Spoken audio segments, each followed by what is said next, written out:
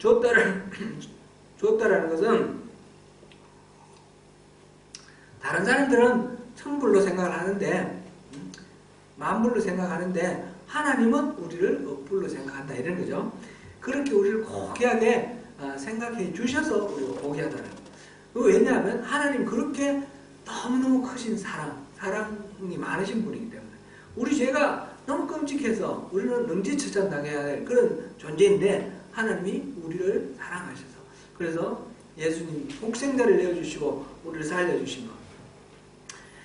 그래서 우리가 고귀해진 겁니다. 하나님을 잘 모르면 우리 자신을 잘 모를 수가 있습니다. 그래서 하나님을 알고 우리를 알아야 되는데 오늘 여기 질문에 3장 출애굽 3장에서 하나님하고 모세하고 만나는 중에 모세가 내가 누굽니까? 그리고 나한테 말하는 이유는 누굽니까? 그런 질문을 합니다.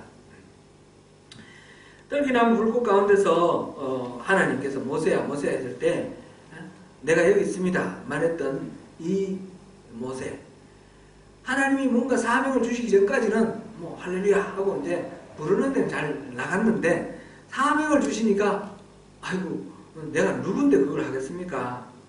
자기 겸손히 하는 말 같은데 겸손히 하는 말은 아닌 것 같아요. 하나님의 말씀을 거절하는 5번 연거푸 거절하죠.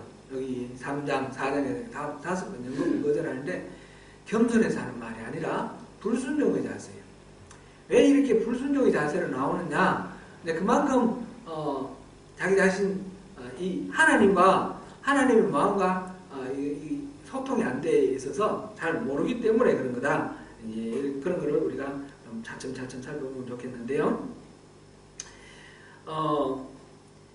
하나님이 사역 하시는 임무를 주시기 전까지는 우리가 하나님이 무슨 일을 하시려고 하시는지 또 그런 걸 모를 때는 우리가 자신 있게 하나님 앞에 나설 수 있는데 막상 이제 하나님이 뭔가 이 미션을 주시면 우리 중심이 바뀌어버려요. 우리 신앙생활 여기서 이제 분기점이 생기는 것 같습니다. 우리가 계속 신앙생활을 할 때 우리 신앙이 어릴 때는 하나님이 우리 어린애들, 우리 자녀들 키울 때 우리 그런 걸 느끼지 않습니까? 우리 자녀들은 금방 태어났을 때 일단 뭐 무조건 먹을 거 주고 무조건 입힐 거 입히고 무조건 재우고 업어주고 일방적으로 공급해 주지 않습니까? 그래서 부모님은 이 자녀들을 살리기 위해서 일방적으로 모든 걸 공급해 주는데 차츰 자라면서 스스로 자기 할 일을 해결해 나가야 되고 또 오히려 부모님을 기쁘게 해드리는 일도 해 나가야 되는데 신앙에서도 그렇습니다. 하나님께 처음 은혜 받고 하나님을 알게 되고 또 믿음을 갖게 되는 경우에는 하나님께 일방적으로 요구를 해도 하나님은 들어주셔요. 대개 들어주시고 그렇게 신앙생활이 지속돼도 큰 문제는 없습니다. 하나님 그걸 기뻐하셔요. 근데 매양 그렇게만 머물러 있으면 이게 안 되는 거죠.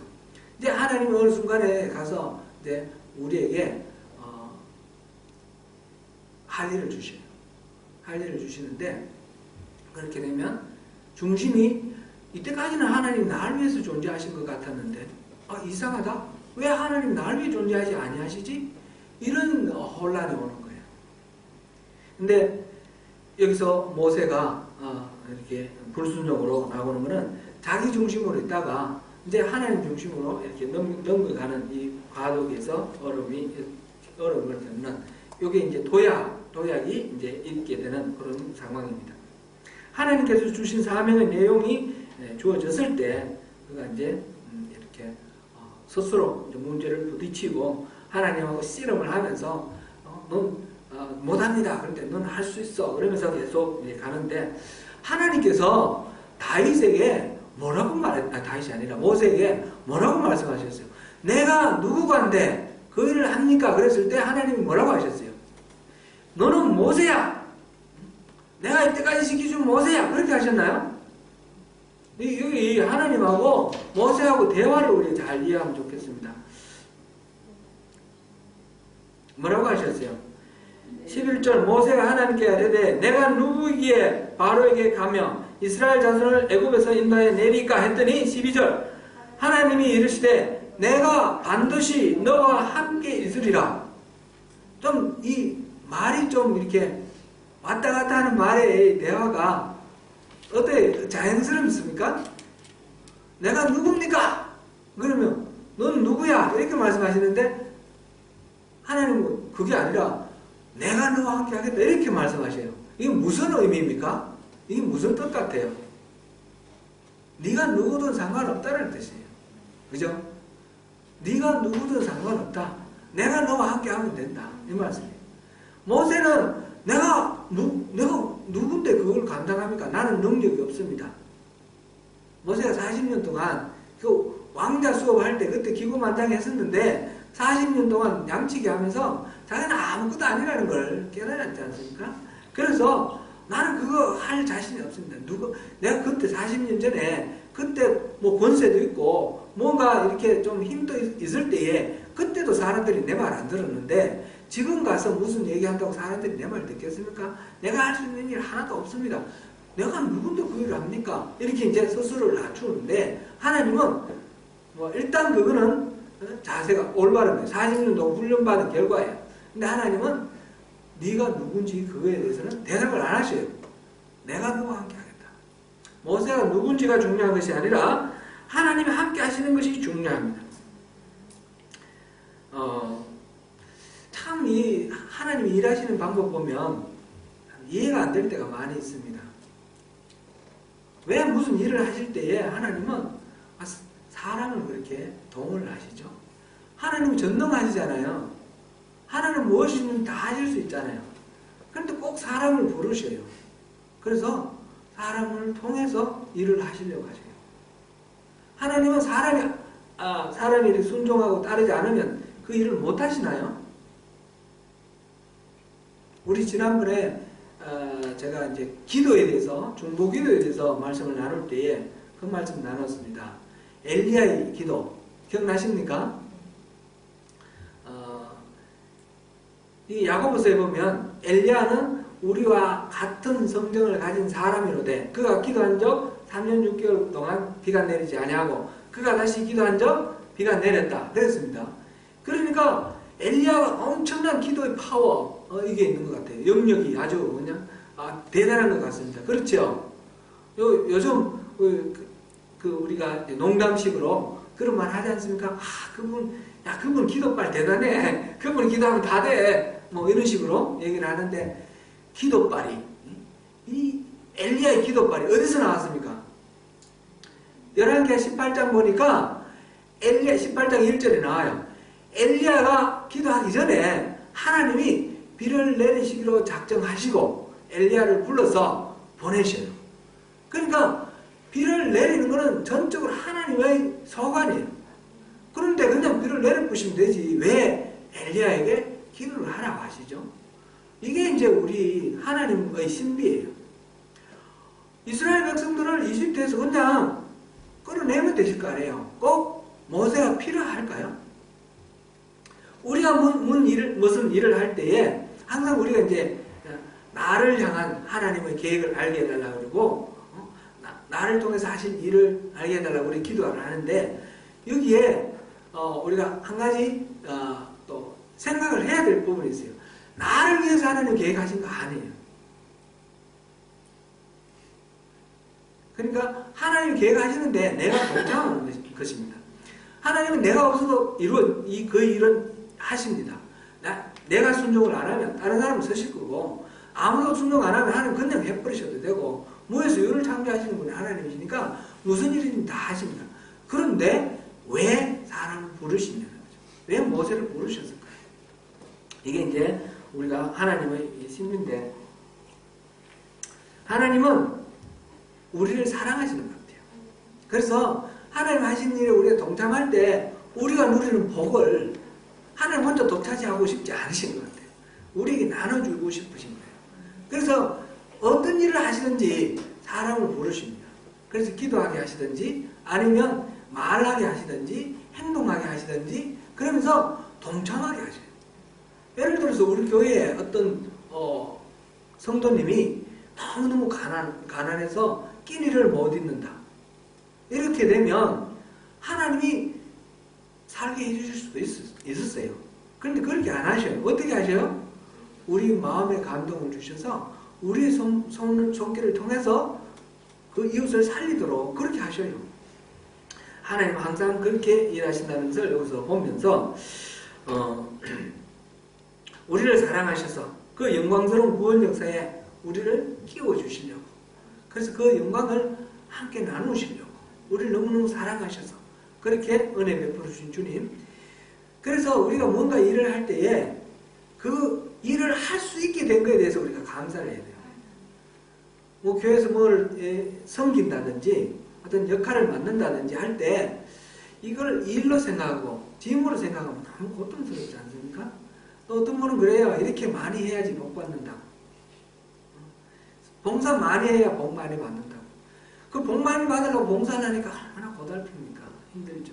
때로는 막 속으로 막 천불이 나는데 그래도 복음 받아야 되니까. 이런 게 다 율법주의예요. 기복주의예요. 이거는 참된 신앙이 아닙니다. 하나님이 우리를 얼마나 사랑하시는지 그걸 알고 하나님 마음을 알고 우리가 동참할 때 하나님 얼마나 기뻐하시는지 우리는 또한 얼마나 기쁜지 우리 속에 우러나오는 그 기쁨으로 우리가 함께 동참하는 것, 그것이 하나님이 우리에게 주시는 은혜예요. 그걸 누리는 것이에요.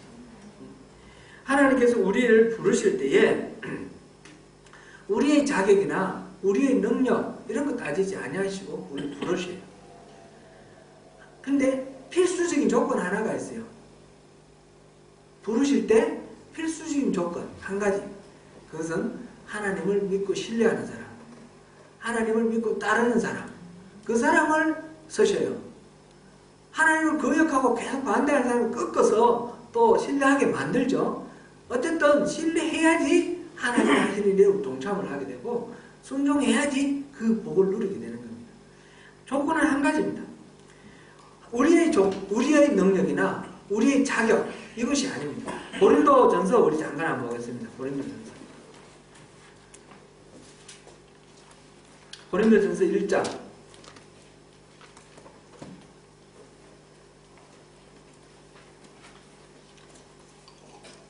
고린도 교회에 하나님이 백성들을 불러 모으시고 그러고 난 뒤에 교회를 세워 가시는 장면을 이렇게 말씀을 하셨어요. 1장 26절부터 29절까지만 읽어보겠습니다. 같이 읽습니다. 시작. 형제들아 너희를 부르시는 보라. 육체를 따라 지혜를 따라 많지 아니하며 너간 자가 많지 아니하며 문벌 두고 자가 많지 아니하도다. 그러나 하나님께서 세상에 필요한 것들을 택하사 지혜 있는 자를 부끄럽게 하려 하시고 세상의 약한 것들을 택하사 강한 것들을 부끄럽게 하려 하시며 하나님께서 세상의 천한 것들과 멸시받는 것들과 없는 것들을 택하사 있는 것들을 피하려 하시며 아무 육체도 하나님 앞에서 자랑하지 못하게 하려 하십니다. 아멘. 자기가 가진 것이 많고 자기가 누리는 것이 많은 경우에는 오히려 하나님이 제시하시는 이 부르심에 응하기가 어려워져요. 그게 없는 사람일수록 더 순전하게 주님 앞에 나옵니다. 그래서 모세를 부르시는 이 장면 속에서 모세가 제가 누굽니까? 제가 누군데 그 일을 합니까? 그랬을 때 하나님이 너가 누구다라는 거 말씀 안 하시고 내가 너와 함께 하겠다. 이 말씀을 우리가 늘 기억해야 되겠습니다. 우리가 주님 앞에 설 때 언제나 내가 누구간데 이 일을 합니까가 아니라 하나님 동행해 주세요. 하나님만 계시면 우리는 모든 것들을 다 할 수 있습니다. 내게 능력 주시는 자 안에서 내가 모든 것을 할 수 있느니라. 이 고백이 우리의 고백, 그리스도인의 고백 아니겠습니까? 그래서 who am I? 나는 누구냐? 이 질문 속에서 답은 하나님하고 함께하는 사람, 하나님이 나를 동행해 주시는 사람, 이것이 핵심입니다. 이것이 어쩌면 이것이 우리가 주님 앞에서 전부 다 이렇게 말할 수 있겠습니다. 이렇게 답을 했을 때에 그 다음에 이제 모세가 아직 자신이 없어서 당신은 누굽니까? 그걸 물어봅니다. 그 장로들에게 가서 누가 이거를 하라고 했는지 그때 그 이름이 무엇이냐 하리니 내가 무엇이라고 그들에게 말하리까. 그랬더니 하나님이 모세에게 이르시되 나는 스스로 있는 자이니라. 나는 스스로 있는 자이니라. I am who I am. 영어 성경으로 그렇게 번역이 되었습니다. 나는 스스로 있는 자다. 이게 히브리 말로도 이제 야흐예, 야슈르, 야흐예 이렇게 이제 히브리 말이 그런데 그게 I am who I am 이거하고 똑같아요. 야슈르가 연관사니까 관계되는 사니까 I am 영어로 이렇게 생각하면 쉽습니다. Who I am. 나는 나다. 나는 나다. 그죠? 나는 나다. I am who I am. 이 현재 영어에서 이 시제가 현재 시제가 그런데 히브리 말에서 여기서는 현재도 되고 미래도 되거든요. 미래도 되는데 이걸 그냥 현재로 한번 생각해 보세요. 이 현재라는 거는 현재 시제는 그렇습니다. 태양은 동쪽에서 떠오른다. 그러면 어떻게 되는 거예요? The sun rises in the east. 그러면 이거는 현재만 떠오르나요? 어제도 떠올랐고 내일도 떠오르는 불변의 진리를 말하는 거죠. 이 현재 시제라는 것은 시대에 상관없이 언제나 그럴 때 현재 시제를 쓰는 겁니다. I am who I am 이 말이 그런 뜻입니다. 나는 과거에도 나였고 현재도 나고 미래도 나다. 나는 변함없는 불변의 존재 나다. 그리고 나는 누가 만든 누군가로부터 만들어진 나가 아니라 나는 스스로 존재하는 나다. 그런 의미입니다. 두 가지 의미를 포함했다. 이렇게 생각하면 좋겠습니다. 이때 당시 모세 시대 당시 모든 민족들이 신을 섬겼습니다. 신을 섬겼는데 그 신들이 어떤 신입니까? 뭐 이를테면 조금 있다가 이제 출애굽하는 과정 속에서 10가지 재앙들 나오는데 보면 그게 개구리도 나오고요, 그죠? 여러 가지 뭐 이렇게 이도 나오고 그렇지 않습니까? 이런 것들이 다 신이에요, 신. 이집트에서 신이에요. 소도 신이고 이렇게 신인데 이런 모든 신들, 이방 민족들이 신이라고 섬기는 것들은 다 사람과의 관계 속에서 신이 된 거예요. 사람이 신이라고 이렇게 정해놓은. 그래서 하나님이 지금 I am who I am 이렇게 말할 때는 나는 원래 존재하는, 내 스스로 존재하는 사람이 사람과의 관계 속에서 내가 만들어진 것, 사람이 나를 신이라고 정해서 내가 신이 되는 그런 존재가 아니라 나는 원래 존재하는, 나는 피조물이 아니고 나는 원래 존재하는 그런 의미로 하나님이 스스로 이렇게 말씀하셨어요. 그러면서 하나님은 자기 이름을 야훼, 여호와 이렇게 말하는데 출애굽기에서 여호와라는 말은 여기서 이제 이렇게 처음 나오는데 하나님을 가리키는 말이 히브리 말로는 두 가지 말이 있습니다. 하나는 엘로힘이라는 말이고요. 하나는 여호와라는 말이 있습니다. 엘로힘이라는 것은 우리가 이제 쉽게 말하면 그냥 하나님이에요. 하나님이고 여호와는 하나님의 고유명사 이름이에요. 저는 사람이잖아요. 사람인데 제 이름이 송명은이지 않습니까? 그처럼 하나님이라 할 때는 엘로힘이고 이제 여호와는 하나님이 스스로 자기 고유명사를 알려줬을 때 여호와 이랬는데 이 여호와라는 말이 나는 스스로 있다라고 할 때 이 있다라는 비동사가 이렇게 이름으로 이렇게 되었습니다. 상식적으로 이제 YH, WH 이렇게 쓰거든요. 이거는 하나의 상식으로 좀 아시고요. 이건 이제 히브리 말로는 제가 좀 잘난 척 한번 하겠습니다.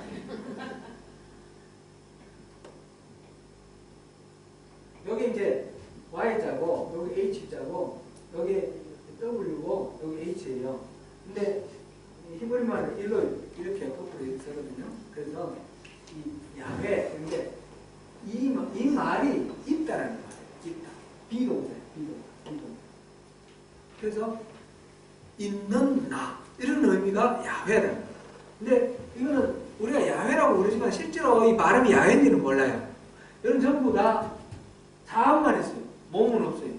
예전에 히브리 사람들은 이거를 뭐 발음 기호를 적어놓고 그래 모음도 붙여서 읽었는데 이 말만 나오면 안 읽는 거예요. 야훼라고 안 읽고 아도나이 이렇게 읽었습니다. 아도나이라는 말은 주님이라는 뜻입니다. 그래서 NIV 성경에는 우리가 여호와라고 이렇게 되어 있는 부분은 항상 로드라고 번역되어 있어요. 이 NIV는 그냥 히브리 사람들이 아도나이 불렀던 거 그거를 그저 로드라고 이렇게 해서 야훼라는 말이 NIV에는 안 나옵니다. 그런 식으로 이렇게 부르는 이름, 여호와라는 이름, 이것이 나는 스스로 있는 자다. 그 말이 고유명사로 이렇게 넘어갈 때 그렇게 되었습니다. 그래서 지금 두 가지를 소개를 하죠. 하나는 나는 스스로 있는 자다. 또 한 가지는 또 아브라함의 하나님, 이삭의 하나님, 야곱의 하나님 이렇게 말해요. 그죠?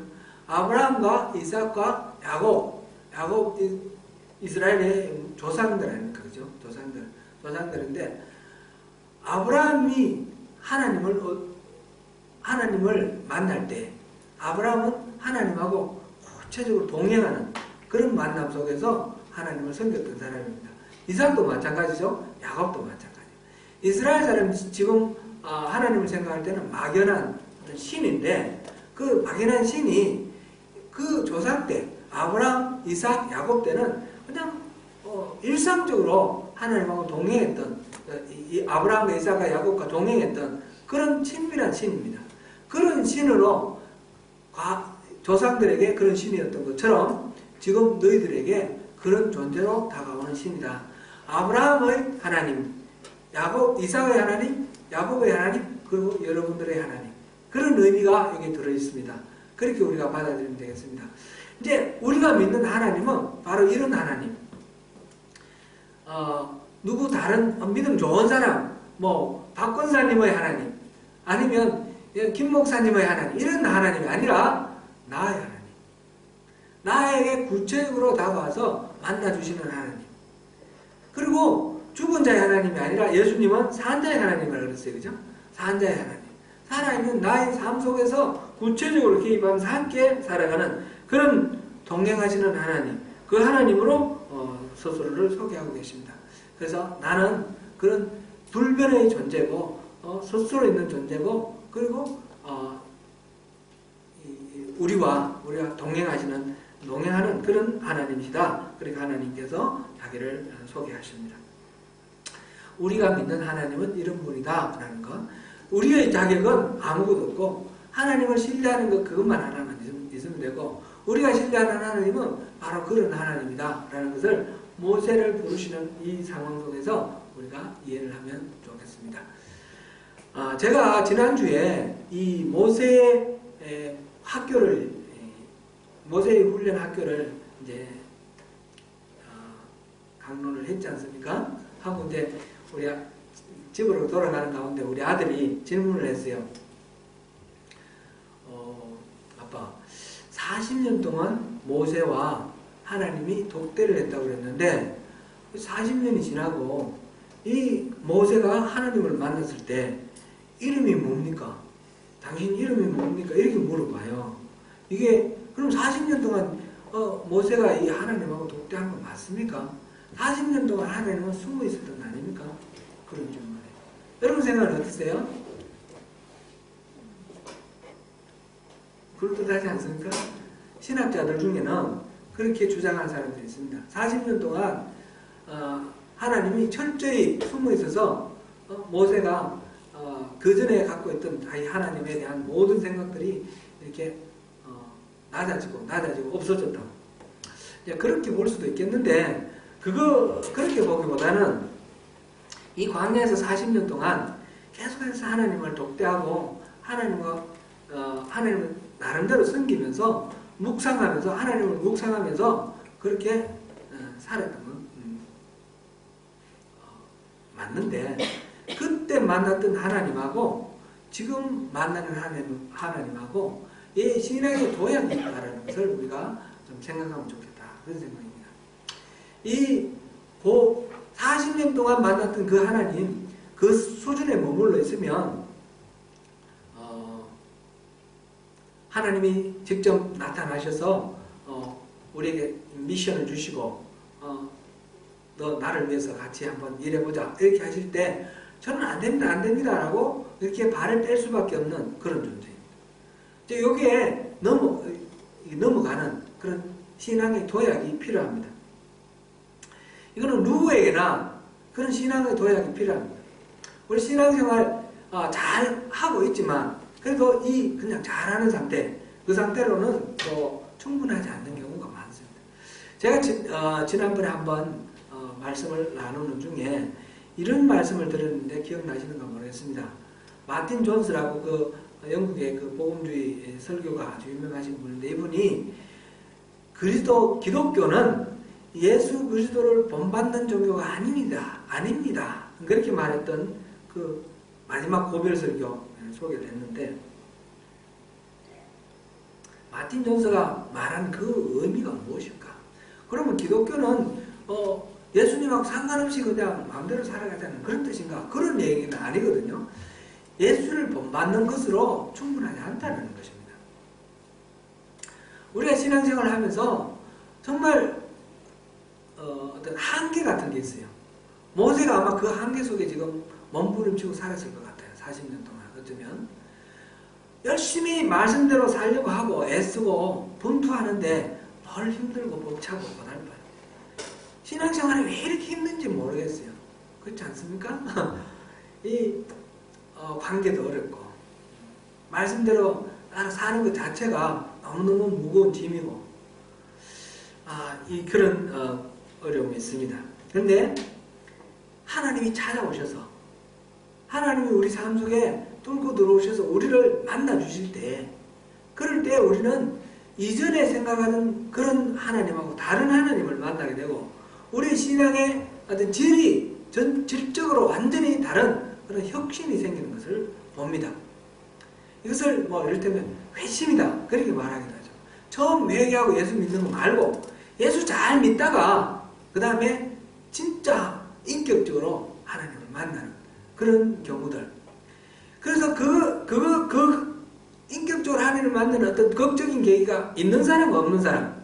이게 모세가 지금 하나님을 떨기라고 해서 하나님을 만났느냐 못 만났느냐 그거하고 마찬가지예요. 이사야서에도 보면요.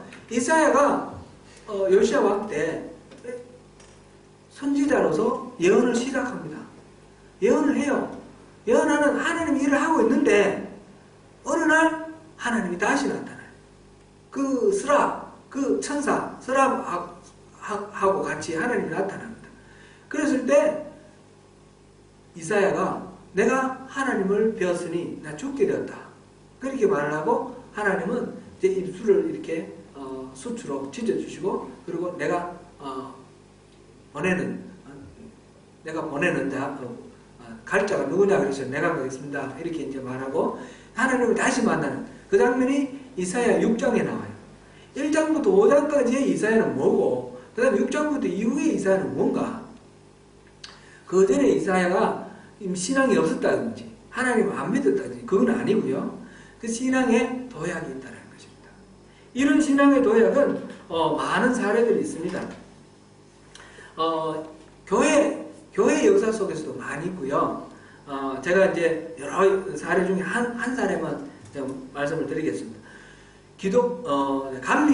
감리교의 첫 시작한 사람이 존 웨슬리입니다. 존 웨슬리가 1703년에 나서 1791년에 1700년대 18세기 전체를 쫙 살았는 사람인데 88세를 살았어요. 이분은 아버지가 성공회 목사였습니다. 어머니가 수산나라고 유명한 그 어머니입니다. 아이를 19명을 낳았어요. 근데 이제 그 중에 많이 죽고 7명인가 8명 이렇게 살았는데 그 중에 한 아들인데 아버지도 목사고 이 어머니도 너무너무 경건하고 아주 대단한 그 믿음으로 잘 키운 그런 어머니였습니다. 이 존 웨슬리 동생이 찰스 웨슬리인데 성경 찬송가 많이 작곡하신 분이 찰스 웨슬리가 있고요. 이 존 웨슬리가 23살 때 목사가 되었습니다. 옥스포드 가서 크라이처치 거기서 공부를 해가지고 목사가 되고, 그래서 레이 프리처가 됐죠, 처음에는. 그 다음에 동생하고 같이 홀리 클럽이라고 만들어서, 열심히, 그냥 단순히 도덕적이나 성경에 나오는 율법을 지키는 것이 아니라 하나님과 깊은 교제를 하기 위해서 경건 생활을 열심히 했습니다. 그래서 새벽기도, 아낌없이 새벽기도 하고, 그 다음에 모일 때마다 죄지은 게 뭔가 서로 이렇게 나누면서 이렇게 홀리 클럽, 신성 클럽이라고 그래요. 그렇게 열심히 신앙생활을 하는 사람입니다. 32살이 돼가지고 미국으로 선교사를 갔습니다. 선교사 가서 조지아주로 가서 선교사 열심히 선교했는데, 이분이 주로 이제 설교하는 내용이 사람을 노예로 사고 팔지 마라, 그런 거였어요. 근데 조지아주는 남부였으니까 노예가 많은 쪽이었어요. 그러니까 이 선교가 되지를 않는 거예요. 그래서 실패를 했습니다.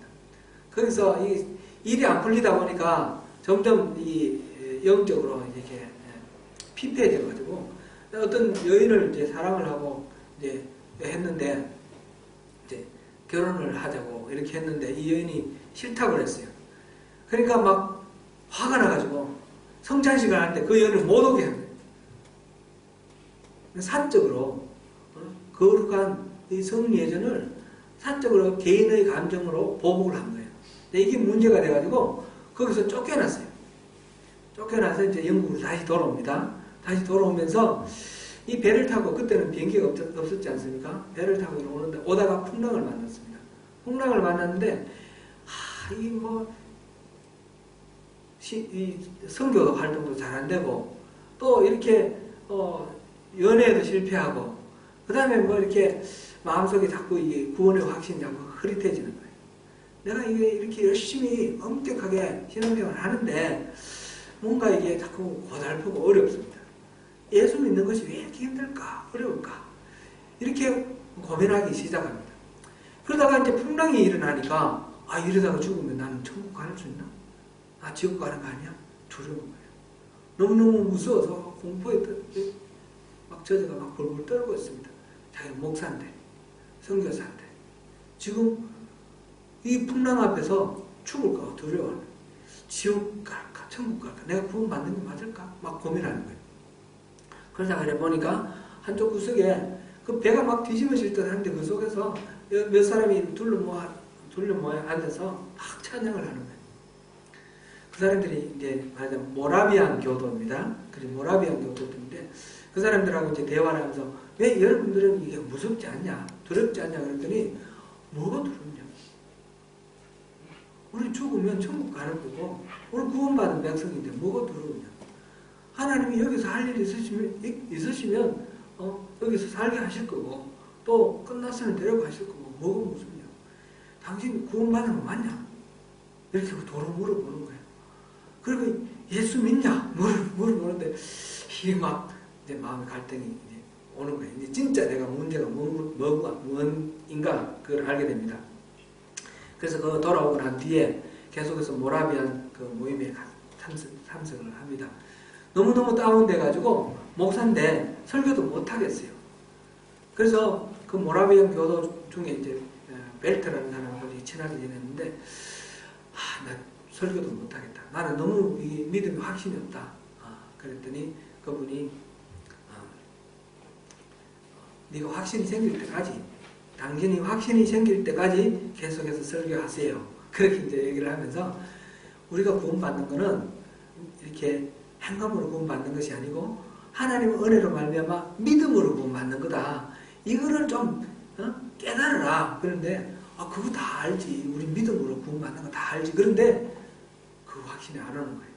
그래서 고민하다가 어느 날 그날이 5월 24일입니다. 이분이 이제 일기를 잘 썼거든요. 일기 쓴 게 이제 남아있는데 5월 24일 날 모라비안 교도들이 모이는 그 모임에 갔는데 이제 루트가 쓴 로마서 서문 그걸 읽는데 그 읽는 걸 듣는 중에 성령님이 그를 만져주셨어요. 그래서 회심을 하게 됩니다. 그래서 믿음으로 구원받는다는 것이 무엇인지 머리로가 아니라 정말 영으로 그걸 받아들이게 되고 그래서 전적으로 하나님이 인도하시는 대로 성령의 삶을 살게 됩니다. 이 존 웨슬리가 그래서 감리교회 시작을 했는데 우리들이 다 그런 것 같습니다. 우리가 성경을 이렇게 보고 성경 공부하고 배워서 지식으로 이렇게 아는 이 신앙으로는 그 자체가 뭐 잘못된 거 아니고 하나님 믿는 믿음이 있지만은 그러나 언제든지 흔들릴 수도 있고 또 불안해질 수도 있고 그리고 하나님이 뭔가 일을 맡기실 때 그것이 기쁨으로 달아오기 어렵고 짐으로 달아오고 신앙생활이 이렇게 무거운 짐처럼 느껴지는 그런 경우들이 많습니다. 그래서 우리 모두에게 신앙의 도약이 필요합니다. 하나님과 이게 친밀한 그런 개인적인 인격적인 그런 만남이 우리에게 필요합니다. 그런 만남을 겪어야지 그래야지 그걸 통과해야지 우리가 신앙이 도약을 하게 되고 신앙이 기쁨으로 우리 하나님 주시는 평강과 기쁨을 마음껏 누리는 그런 성숙된 신앙으로 넘어갑니다. 그렇지 않으면 그 이전에서는 우리가 이건 이렇게 해야 돼. 저건 저렇게 해야 돼. 그래서 율법주의로 안 가려고 해도 율법주의로 빠지고 사람들을 늘 보고 평가를 합니다. 저 사람 왜 신앙이 저럴까? 내 사람 왜 저렇지? 판단이 되고 정죄가 되고 그리고 자기 자신을 돌아보면 어떻습니까? 자기 자신은 항상 잘합니까? 아니잖아요. 잘하면 나는 그래도 말씀대로 살았어. 이러면 어떻게 되나요? 교만해지는 거예요. 그게 아니면 자기 속에 있는 그 죄들 들어보고 그 다음에 실수하는 것을 들여다보면 어떻게 되나요? 죄책감에 빠지는 겁니다. 우월감에 빠지거나 죄책감에 빠지거나 둘 다 아닌 거잖아요. 둘 다 이거는 바른 신앙이 아니지 않습니까? 하나님 그걸 우리에게 원하시는 것이 아닙니다.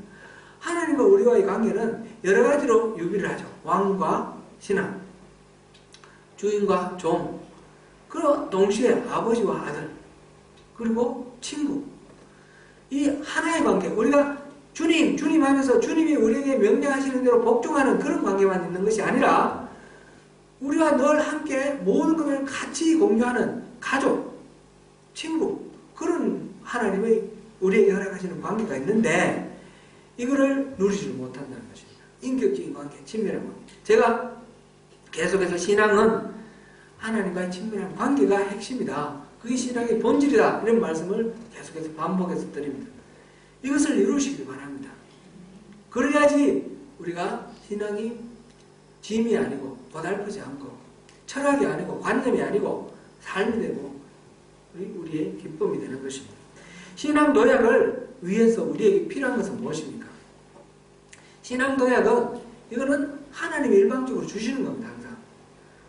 우리가 도를 닦아서 그렇게 가는 것 아닙니다. 하나님을 친밀하게 만나는 것은 내가 열심히 기도해서 하나님 만나는 것 또는 열심히 성경 공부해서 만나는 것 이런 게 아닙니다. 하나님이 만나 주셔야지 만나는 것입니다. 그런데 전적으로 모든 주권은 하나님께 달려 있습니다. 하나님 손에 달려 있습니다. 그러면 우리는 어떻게 해야 됩니까? 오늘 가만히 있으면 되겠죠. 이제 여기에 조금 어려움이 있습니다. 한국교회에서 제가 좀 어려움을 느끼는 문제를 느끼는 그런 한 흐름이 있는데 이게 이제 개혁주의입니다. 제일 무서운 한국교회에서 제일 무서운 사람들이 개혁주의예요. 이 개혁주의가 이 율법주의를 배격하는 그런 것이 너무 강해가지고 인간의 모든 활동, 모든 노력, 모든 태도 이런 거 다 필요 없다라고 하는 것입니다. 하나님이 전적으로 모든 것들을 하시기 때문에 우리는 가만히 있으면 된다. 그래서 내가 노력하고 내가 기도하고 이러면 그건 인본주의야. 이렇게 말하는 거예요. 그럴까요? 예, 그렇게 생각하면 오해입니다. 하나님은 전적으로 하나님이 알아서 주권적으로 하시겠지만 그러나 하나님이 아무에게나 그렇게 하시면 아니하셔요. 모세를 부르실 때 아무나 부르지 아니하시고 모세를 부르셨어요. 모세가 그렇게 낮아져 있고 하나님이 말씀하실 때 순종할 하나님 전적으로 신뢰할 수밖에 없는 그런 상황에 놓여 있었기 때문에 모세를 선택하셨어요. 아주 고린도 전서에 아까 나왔듯이 그렇게 약하고 가진 것 없는 사람, 스스로 경배한 사람, 그래서 하나님 부르실 때 할렐루야 아멘 하면서 나올 수 있는 사람, 그런 사람을 부르시는 거예요. 우리가 하나님이 절대적으로 모든 것들을 하시고 하나님 하실 수도 있고 안 하실 수도 있고 그건 하나님께 달려있지만 우리가 하나님 앞에 설 때는 겸비함으로 주님을 앞에 나가야 되는 것입니다. 겸손함. 그리고 전심으로 주님의 은혜를 구해야 됩니다. 신명기 4장 29절을 우리 한번 보겠습니다. 신명기 4장 29절.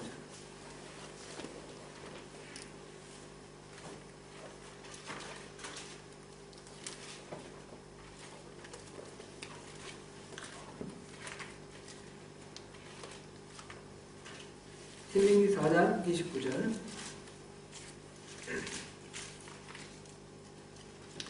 이게 이제 모세의 마지막 설교인데 여러분들이 이제 가나안 땅에 들어가서 하나님을 잘 섬기라. 그런데 여러분들이 만약 하나님을 잘못 섬기고 부패해서 우상 숭배하면 여러분들이 그 가나안 땅에서 쫓겨날 것이다.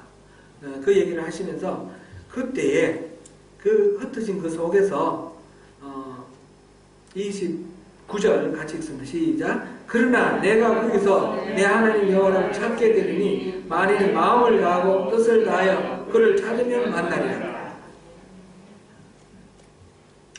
그렇게 징계받고 벌받은 상태에서 그냥 그대로 주저앉아 있지 말고 마음을 다하고 뜻을 다하여 하나님을 찾으라. 그러면 하나님이 너희들 만나줄 것이다. 모든 걸 회복해 주실 것이다 라는 말씀입니다.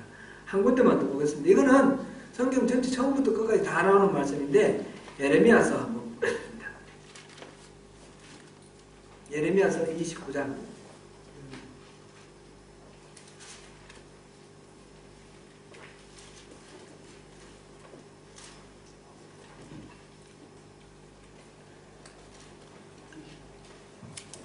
11절부터 13절까지 한번 보시겠습니다. 예레미야서 29장 11절부터 13절까지 같이 읽습니다. 예레미야서 29장 11절부터 13절입니다. 시작. 여호와의 말씀이니라. 너희를 향한 나의 생각을 내가 아나니 평안이요 재앙이 아니라 너희에게 미래와 희망을 주는 것이니라. 너희가 내게 부르짖으며 내게 와서 기도하면 내가 너희들의 기도를 들을 것이요 너희가 온 마음으로 나를 구하면 나를 찾을 것이요 나를 만나리라. 아멘. 너희가 온 마음으로 나를 구하면 나를 찾을 것이요 나를 만나리라. 하나님 그렇게 만나 주시겠다는 것이죠.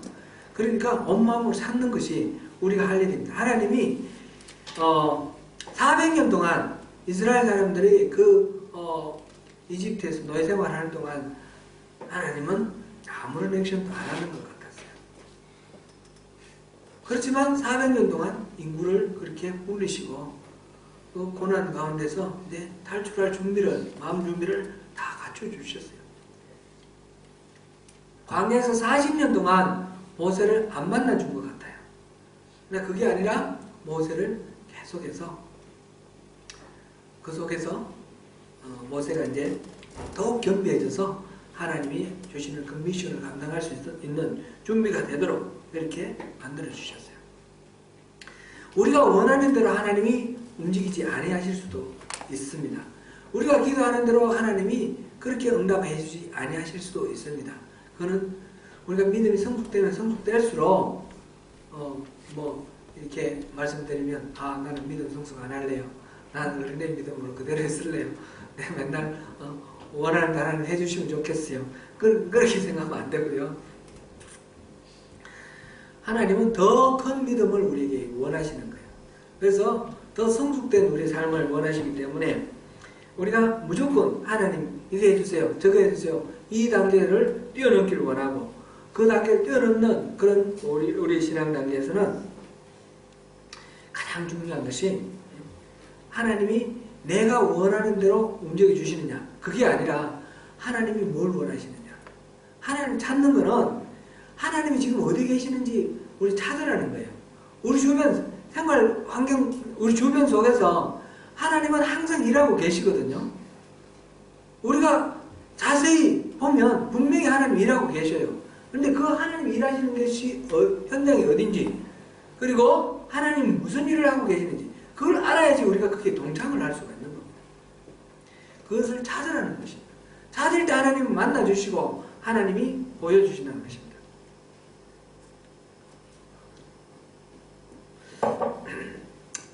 제가 처음 29살 때 교회를 나갔습니다.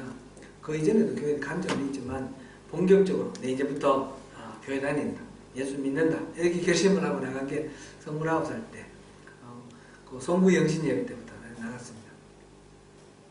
그리고 이제 1년 후에 결혼하고 이제 1년 후에 아기 낳고, 그러니까 처음 교회 나간 지 2년 만에 아기가 났어요.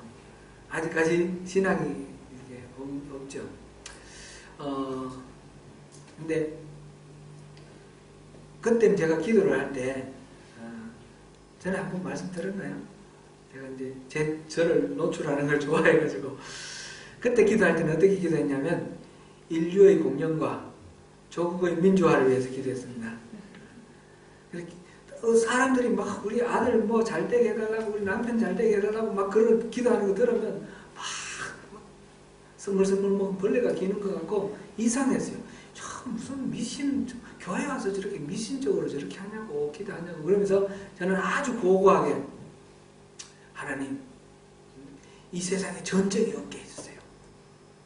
가난해서 굶주리는 자가 없게 해주세요. 우리 조국의 민주화가 이루어지게 해주세요. 사람과 사람 사이에 억압과 핍박이 없게 해주세요. 막 그랬는데 우리 초롱이가 태어나서 5주 됐는데 아픈 거예요. 이 탈장이 생겼어요.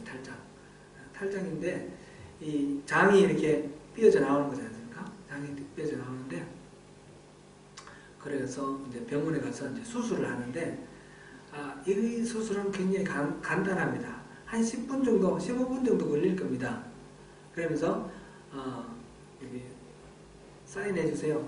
동의서 써주세요. 그래서 동의서 쓰려고 그러고 보니까 수술 도중에 잘못돼도 책임을 묻지 않는다, 그런 내용이 되어 있어요. 이게 무슨 소리냐고, 간단하게 15분 하면 끝난다고 그렇게 말해놓고 이게 무슨 소리냐고 그랬더니 애가 지금 5주밖에 안 됐는데 이 간단하게라서 전신 마취를 해야 되는데 못 깨어날 수도 있다는 거예요. 그 말 듣고 나니까 하늘이 오래지더라고요.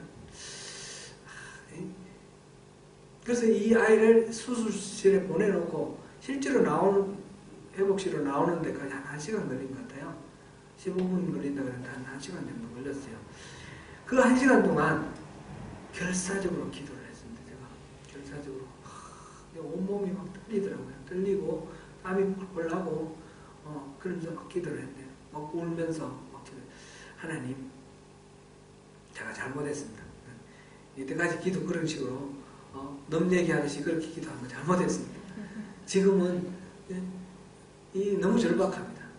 우리 딸 이거 아무 탈 없이 잘 나오도록 해주십시오. 그 의사들 손길을 지켜주십시오.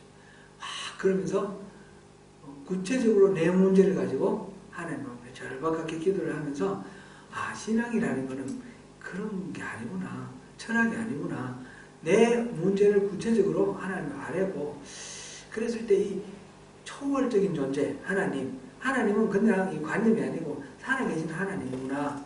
그래서 하나님이 내 말 듣고 뭔가 반응을 해주시는 게 이게 신앙이구나, 그런 걸 느꼈어요. 느끼면서 그 이후에 제 기도가 달라졌습니다. 그때까지 하나님은 뭐 이렇게 예별적으로 친밀하게 만났다, 뭐 그렇게는 말할 수는 없지만 그 전에는 그냥 철학이었던 것 같아요.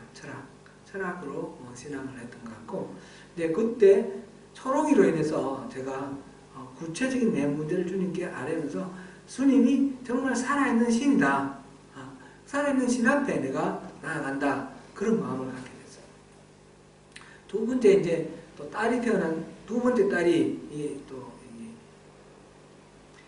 장애아로 태어났습니다. 장애아로 태어나가지고 이 아이를 5년 동안 키우면서 끊임없이 기도를 했죠.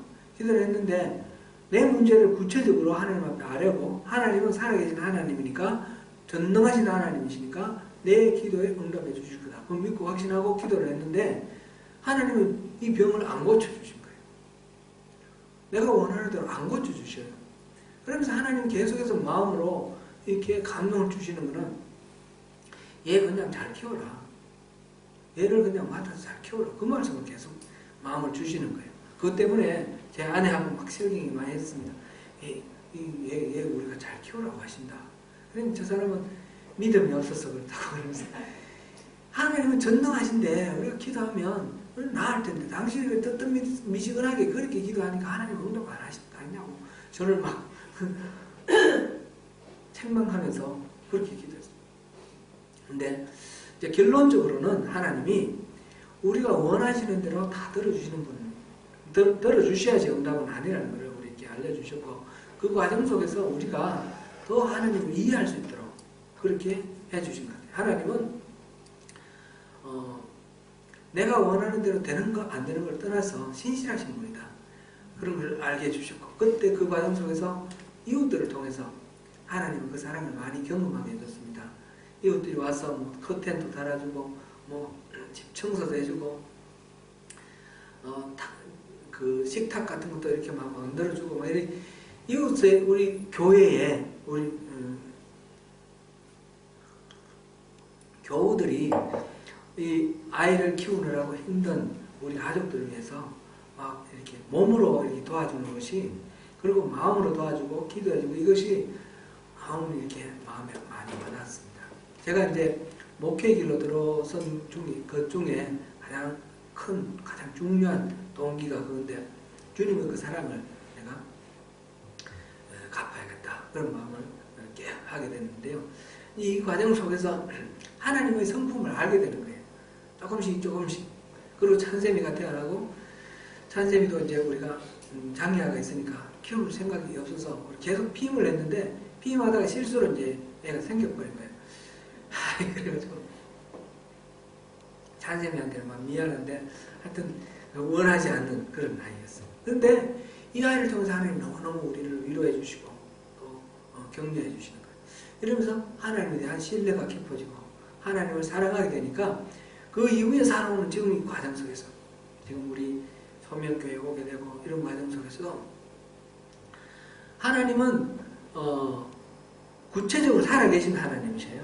저에게 살아계시고, 뭐 제가 이제 좀 이렇게 반항을 하고 좀 다른 어떤 결정을 하려고 하고 이렇게 하면 말씀을 계속해서 주셔요.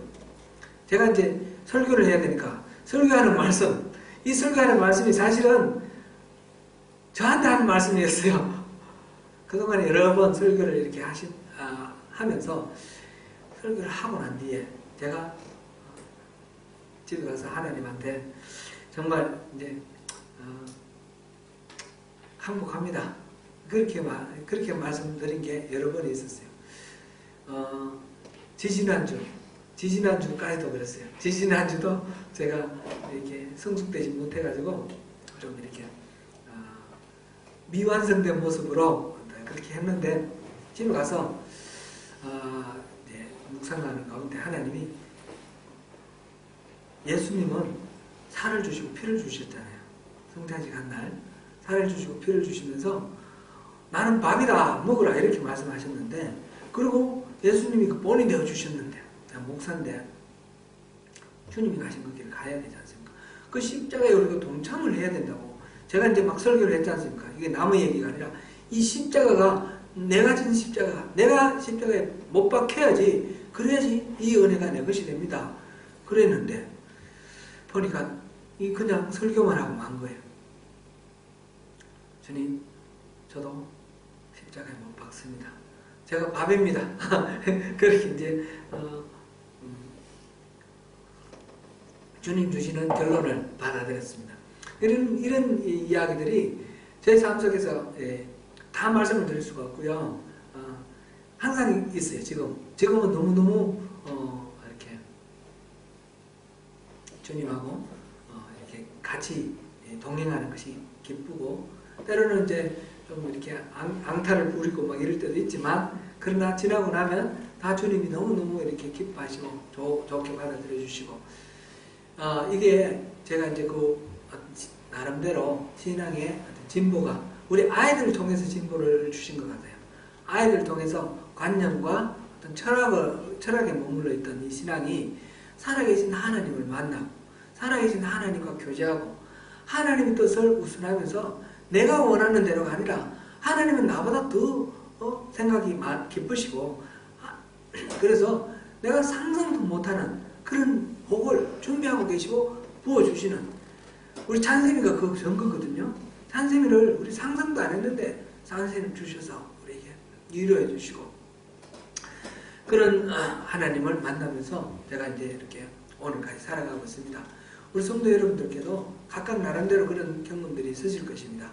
이거는 한 번으로 끝나는 것이 아니고 계속해서 주님만 만나는 그날까지 계속해서 우리가 신앙의 진보, 하나님을 인격적으로 만나는 이 만남을 더욱 깊이 이렇게 만나가는 그런